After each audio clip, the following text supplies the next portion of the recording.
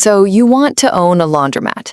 Out of every business, this is the one the internet is most confident about. Buy a laundromat is practically the unofficial slogan of an entire genre of finance content. The ultimate boring business, cash generating, low staff, doesn't need much babysitting. And here's the part that makes this episode different from the others. That reputation is mostly earned. Laundromats really do fail less often than almost any other small business you could start. Industry surveys put the 5-year survival rate somewhere around 90 to 95%, compared to roughly half for small businesses generally. So if it's genuinely one of the safer businesses that exists, why do people still manage to lose money on it? That's the more interesting question, and it has almost nothing to do with the washing machines. Opening one from scratch typically runs $200,000 to $500,000 and can push past $1 million for a large modern location. Equipment alone eats a huge share of that.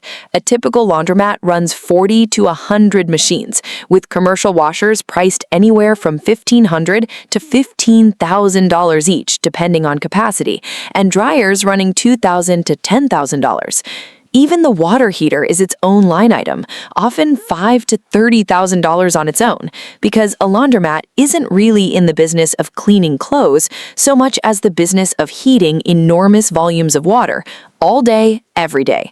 And unlike the building around it, that equipment doesn't last forever. Commercial washers and dryers typically run 8 to 14 years before needing replacement, so every owner is quietly saving toward the day they have to re-equip the whole room at something close to the original cost.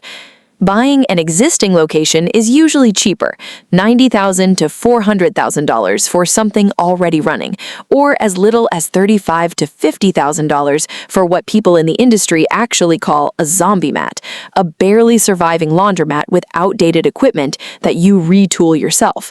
Either path usually qualifies for an SBA loan, which is part of why this business has such a low barrier to entry compared to almost everything else in this series. You don't need hundreds of millions of dollars. You need a 5-figure down payment and reasonable credit. That accessibility is precisely why the survival numbers look so good.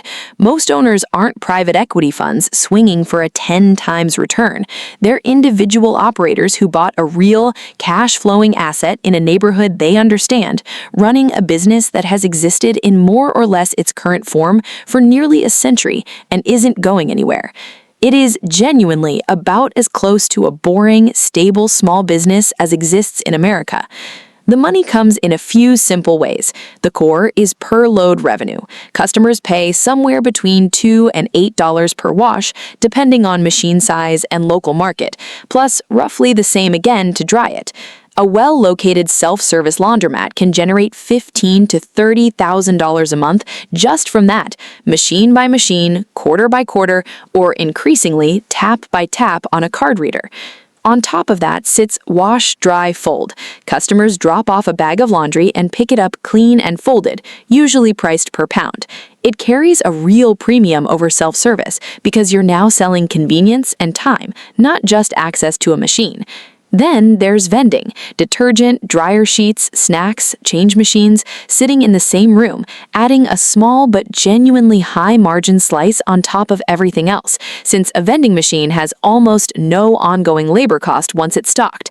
Stack all of that together, and a healthy laundromat can pull in $200,000 to $500,000 a year in total revenue, which is a real, respectable business. But here's the detail almost nobody factors in when they're doing the math on a napkin. Water and energy are usually the second biggest expense in the entire business, right behind rent, and in some locations they beat rent outright. That's because a laundromat isn't really selling clean clothes. It's selling hot water and hot air in enormous volume, continuously, all day, every day, and someone has to heat every gallon of it. Multiply that across 60 or 80 machines running 12 to 18 hours a day, and the gas or electric bill becomes a serious operating cost that most first-time owners underprice when they build their financial model off someone else's spreadsheet. Operating costs as a whole, rent, utilities, maintenance, insurance, typically consume somewhere between 65 and 80% of monthly revenue before an owner sees a dollar of profit. That's a real margin, but a much thinner one than the phrase passive income usually implies. The business is boring and it is stable. It was never actually easy. Here's where the boring, stable version of this business turns into something else entirely, the moment someone tries to make it exciting. Because the underlying economics are thin but reliable, laundromats have attracted a wave of private equity money over the last several years, chasing the same idea that worked in other boring business categories: consolidate a fragmented mom-and-pop industry, layer on technology, and scale it fast. Deals in the space now trade at 6 to 10 times EBITDA when private equity is the buyer, well above what an individual operator would ever pay. The trap is what happens when that outside capital tries to add convenience on top of an already low-margin business instead of just operating the machines. Pickup and delivery, on-demand apps, fast turnaround promises, every one of those layers adds real cost, delivery labor, city-by-city marketing, technology, onto a business that was only ever profitable because its costs were kept brutally simple. You can't outscale a hot water bill, and when the growth capital chasing that story eventually wants a return, the underlying laundry math has not changed at all. It's still most of every dollar eaten by fixed and variable costs, only now there's a new, much larger cost sitting on top of it and a fundraising timeline demanding it grow fast enough to justify the investment anyway. Which brings us to Washio. Washio launched in 2013, promising to be the Uber of laundry. Open the app, schedule a pickup, and a courier, the company called them ninjas, would collect your dirty clothes and return them washed and folded within 24 hours. It raised nearly $17 million from investors including Canaan Partners and celebrity backers like Ashton Kutcher, expanded to 7 cities across the country, and processed hundreds of thousands of orders. It wasn't even the first mover. A nearly identical startup called Prim had already shut down back in January of 2014, less than a year after launching. Here's the detail that explains everything that happened next. Washio didn't actually wash anything.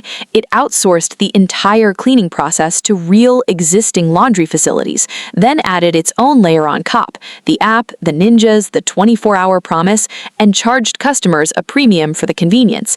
By some industry estimates, roughly 60% of Washio's costs went straight to paying those third-party laundry operators to do the actual work. That structure meant Washio was never really in the laundry business. It was a delivery and marketing company bolted onto a laundry business, competing on speed against a swarm of nearly identical rivals: Rinse, Fly Cleaners, Cleanly, all chasing the same thin margin from the same direction. Growth required constant fundraising, aggressive city-by-city expansion, and enough scale to eventually make the economics work. It never arrived.